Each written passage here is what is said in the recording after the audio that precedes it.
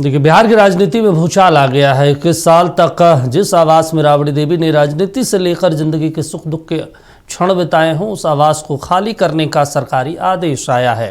बंगला खाली करने के नोटिस पर राबड़ी देवी भड़क गई। उन्होंने कहा, सम्राट चौधरी नया मुख्यमंत्री बने हैं, फोर्स भेजकर बंगला खाली करा ले, हम बंगला खाली नहीं करेंगे। राबड़ी देवी को भवन निर्माण विभाग की नोटिस, तत्काल खाली करे 10 सर्कुलर रोड आवास। पशुपालन मंत्री नंदकिशोर राम को आवंटित हुआ आवास। 2005 से 10 सर्कुलर रोड बंगला में रह रहा लालू परिवार। 25 नवंबर 2025 को राबड़ी देवी को 39 हार्डिंग रोड आवास आवंटित। 6 महीने में 3 बार नए आवास में जाने के लिए किया गया आग्रह। अब तक लालू परिवार ने नहीं खाली किया आवास। पिछले साल नवंबर में चुनाव के नतीजे और मुख्यमंत्री नीतीश कुमार के शपथ ग्रहण के 5 दिन बाद भवन निर्माण विभाग ने राबड़ी देवी को 39 हार्डिंग रोड आवास आवंटित कर दिया और उन्हें 10 सर्कुलर रोड आवास खाली करने का निर्देश दिया। अब विभाग ने 10 सर्कुलर रोड आवास पशुपालन मंत्री नंदकिशोर राम को आवंटित किया है। भवन निर्माण विभाग के संयुक्त सचिव सह भू संपदा पदाधिकारी की ओर से जारी पत्र में कहा गया है कि राबड़ी देवी 39 हार्डिंग रोड स्थित नए आवास में जाने की कृपा करें और 10 सर्कुलर रोड स्थित सरकारी आवास तत्काल खाली करें। पत्र में लिखा है कि इस प्रस्ताव को सक्षम प्राधिकार की मंजूरी प्राप्त है। बिहार सरकार के भवन निर्माण विभाग की मंत्री लेसी सिंह ने कहा है कि पहले भी नोटिस दिया गया था, लेकिन अब दूसरा नोटिस दिया गया है, तो निश्चित तौर पर राबड़ी देवी जी को बंगला खाली कर देना चाहिए। पिछले वर्ष ही 25 नवंबर को जो विपक्ष की नेता है विधान परिषद में आदरणीय राबड़ी देवी जी के नाम से 39 हार्डिंग रोड आवंटित किया गया था और जो विभाग के द्वारा भवन निर्माण विभाग के द्वारा नोटिस भी जारी किया गया खाली करने का, तो पहले किसी के नाम से आवंटित नहीं हुआ था, इसलिए अब तो आवंटित हो गया है माननीय मंत्री नंदकिशोर राम जी के नाम से। तब तो स्वाभाविक है कि विभाग पुनः खाली करने का नोटिस जारी की है। किनको कौन आवास आवंटित हो रहा है और भवन निर्माण मंत्री के परिधि में ये सब चीज आती है। सरकार है सर कि सत्ता के हनक में सरकार के लोग इस तरीके के फैसले ले रहे हैं। नीतीश कुमार 20 सालों से मुख्यमंत्री थे, तब तो ऐसा नहीं हुआ। सम्राट चौधरी बनते इस तरीके का हालात नहीं, कुछ कभी कभी हो जाता है, तो उसके लिए समीक्षा हो रही है। बीते 21 साल से नेता प्रतिपक्ष राबड़ी देवी और सारा लालू परिवार 10 सर्कुलर रोड आवास में रह रहा है। ये आवास बिहार में आरजेडी की राजनीति का केंद्र रहा है। ये आवास लालू प्रसाद की सत्ता वापसी से लेकर करारी हार तक का साक्षी रहा है। इसी आवास में तेजस्वी यादव विधायक हुए, 2 बार डिप्टी सीएम बने, नेता प्रतिपक्ष बने। पिछले साल विधानसभा का रिजल्ट आने के अगले दिन 15 नवंबर की देर रात लालू यादव को किडनी देने वाली बेटी रोहिणी ने रोते रोते ये आवास छोड़ दिया था। ये बंगला है 10 सर्कुलर रोड और ये आवंटित है पूर्व मुख्यमंत्री बिहार विधान परिषद में नेता प्रतिपक्ष राबड़ी देवी के नाम से। लेकिन यहाँ लालू यादव रहते हैं, तेजस्वी यादव रहते हैं, तेजस्वी यादव की पत्नी रहती है, पूरा परिवार यहाँ रहता है। लेकिन अब ये बंगला उन्हें खाली करना पड़ेगा। लेकिन अब कहानी दूसरी हो गई है। कहानी ये है कि अब ये बंगला राबड़ी देवी को खाली करना पड़ेगा। एक बार पहले इन्हें खाली करने का नोटिस दिया गया था, लेकिन अब कल शाम में एकाएक एक नोटिस और दिया गया है, आप इस बंगले को खाली करें, क्योंकि ये बंगला नंदकिशोर राम बिहार सरकार में जो मंत्री बने हैं सम्राट कैबिनेट में, उनको आवंटित भी कर दिया गया है। बीजेपी ने कहा है कि ये 2005 वाला बिहार नहीं है, ये सम्राट की सरकार है। राबड़ी देवी जल्द बंगला खाली कर दे। वहीं दिल्ली से पटना लौटी राबड़ी देवी ने कहा कि मुख्यमंत्री फोर्स भेजकर बंगला खाली करवा ले। फोर्स बुला के सम्राट चौधरी नया मुख्यमंत्री बनल है ना, उचित लगता है आपको? बुला के खाली करा है, फोर्स बुला के हम नहीं खाली करेंगे। सवाल है, जब 6 महीने पहले राबड़ी देवी को 39 हार्डिंग रोड आवास अलॉट हो गया, तो वहाँ शिफ्ट क्यों नहीं हो रही? मैं मौजूद हूँ 39 हार्डिंग रोड।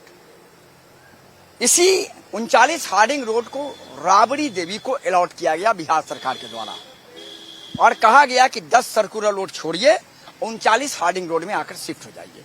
पहले हम आपको दिखा देते हैं 39 हार्डिंग रोड का नजारा। ये 39 हार्डिंग रोड है और यहां लालू परिवार आने वाले दिन में रहेगा या नहीं रहेगा ये तो नहीं कह सकता हूं मैं, लेकिन सरकार ने नेता प्रतिपक्ष बिहार विधानसभा को यह बंगला आवंटित कर दिया है। कि हमारे पास जो जानकारी है, जो नक्षत्र न्यूज के पास जानकारी, वो जानकारी यह है कि राबड़ी देवी और लालू परिवार इस बंगले में नहीं आने जा रहा है। राबड़ी देवी, लालू परिवार इस बंगले में नहीं आने जा रहा है। अब कोई दूसरा वैकल्पिक रास्ता लालू परिवार देखने जा रहा है।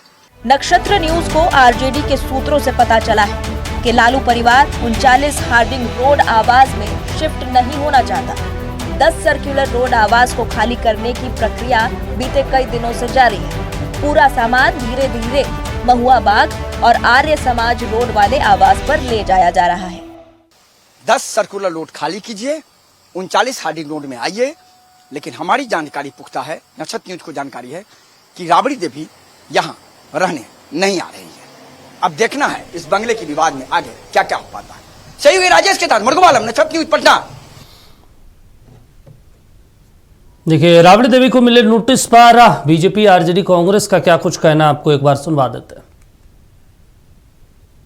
और लूट तंत्र की सनक दिखाने में लालू परिवार कभी पीछे नहीं हटता। सरकारी आदेश के बावजूद भी बंगले पर कब्जा करके रखना और कब्जे की प्रवृत्ति होना, कब्जे की मानसिकता होना, यह दिखाता है कि सरकारी आदेशों को किस तरीके से तार तार किया जाता था जंगल राज में, और दूसरे के मकानों को कब्जा करने में राष्ट्रीय जनता दल के लोग कितना आगे रहते थे। 10 सर्कुलर रोड जो पूर्व मुख्यमंत्री श्रीमती राबड़ी देवी जी के नाम से आवंटित था और लगभग आवंटन के 20 बरस से ज्यादा हो गया है, लेकिन उस भवन को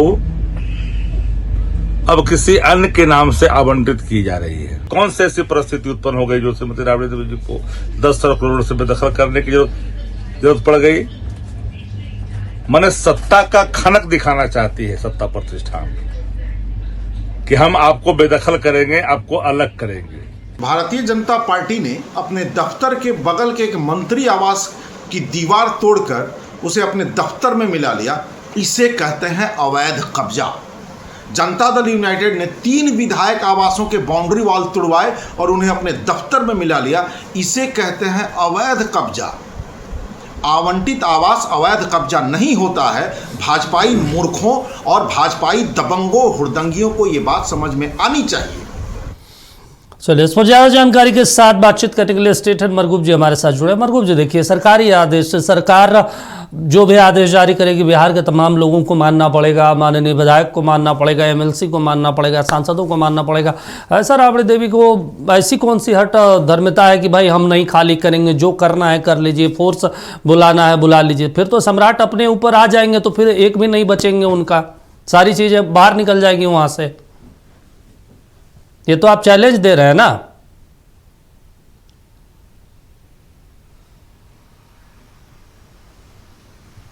राजद और राबड़ी देवी का ये कहना है दीपक कि परिस्थिति क्या आ गई। आप हमें ये बताओ, आप किस नियम कानून की बात कर रहे हैं?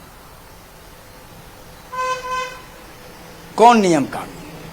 किस नियम कानून के तहत आप कह रहे हैं कि आप 20 साल का आवास हम खाली कर दें? क्या यहाँ मुख्यमंत्री को रहना है? क्या यहाँ उप मुख्यमंत्री को रहना है? और नियम कानून की बात मत कीजिए। नियम कानून की धज्जियां बिहार में उड़ रही हैं। खुलेआम शक्ति सिंह यादव ने कहा सरकार की मानसिकता यही है कि राबड़ी देवी को हरास किया जाए। तब तक तो बात सही थी।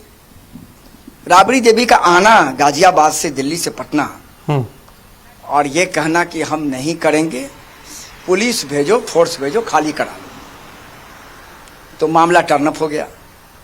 राबड़ी देवी का ये तो चैलेंज है सरकार को। सरकार आगे क्या करेगी ये तो अभी मैं नहीं कह सकता, ना आप जान सकते हैं। बिल्कुल। लेकिन टू द रूल के अनुसार एक नोटिस मिलने के लगभग 20 या 25 दिन दिए जाते हैं, उसके बाद ही सरकार कोई स्टेप उठा पाएगी। लेकिन दीपक, ये सुबह ही में जब हमारी बातचीत हमारे सहयोगी से हो रही थी, मैंने कहा था कि ये राबड़ी देवी को जो नोटिस हुआ, ये बंगला विवाद बिहार की राजनीति में बहुत बड़ा प्रभाव पड़ेगा। ये मैं नहीं कह रहा हूँ कि बिहार की राजनीति में बड़ा प्रभाव का मतलब सरकार बदल जाएगी, सब वो नहीं, माने कि ये राजनीतिक बयानबाजी होती रहेगी, बवाल चलता रहेगा। और राबड़ी देवी के बयान ने तो और ज्यादा स्पष्ट कर दिया। जब राबड़ी देवी ने बोल दिया तो राजद का कौन एमएलए, कौन विधायक, कौन सांसद क्या बोलेगा? नहीं बोल सकता है कोई। बिल्कुल। तो सवाल सीधा यही समझिए कि ये विवाद और बंगला आज से इसकी शुरुआत हो गई है। इस पर अब जम के राजनीति होगी।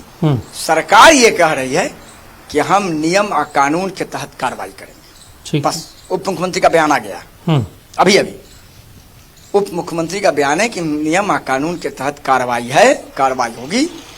जदयू का कहना है कि क्या बात का मोह है, इस बंगले ने आपको हरा दिया, इस बंगले ने आपसे सत्ता छीन लिया, इस बंगले ने आपके यहाँ कई बार छापेमारी करा दी, वो किस बात का है? छोड़ के जाइए। और आपके पास घर की कमी क्या है? अच्छा, पटेल नगर है, महुआ बाग है। एक चीज आपसे मरगुब जी और समझना चाहते हैं, अगर मान लीजिए कि आज राबड़ी देवी ने कहा कि आप फोर्स बुलाइए, जो करना है करके खाली करवा लीजिए, हम तो खाली नहीं करेंगे। अब अगर ऐसी स्थिति में एक तरीके से ये सरकार को आप खुली चुनौती दे रहे हैं कि जो आपके पास ताकत है तो कर लीजिए, वरना आप बैक में जाइए।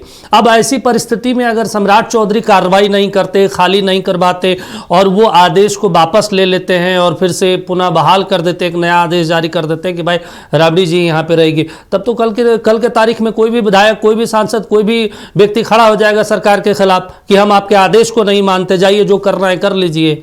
तब तो सरकार की एक गलत छवि जाएगी ना बिहार के लोगों में और पूरे देश में कि सरकार के आदेश का यहाँ पे कोई पालन नहीं होता।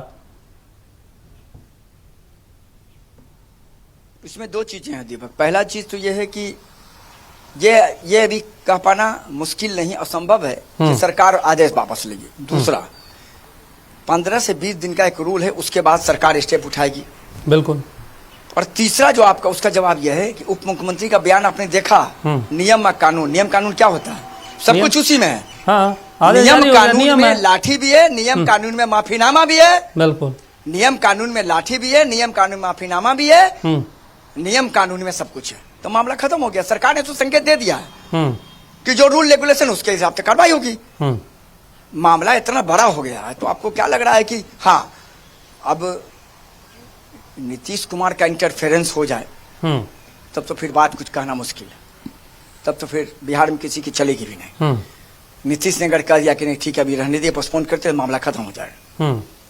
लेकिन अगर सरकार का जो नोटिस आया है उस नोटिस पर तो शायद सीधा स्पष्ट यही है कि आपको खाली करना पड़ेगा। बिल्कुल। लेकिन रूल है, नोटिस कल मिला है, तो 10 से 15 दिन हमें जो जानकारी है, 15 दिन के बाद ही सरकार कुछ कर सकती है। फिर हो सकता है सरकार दूसरा नोटिस देगी।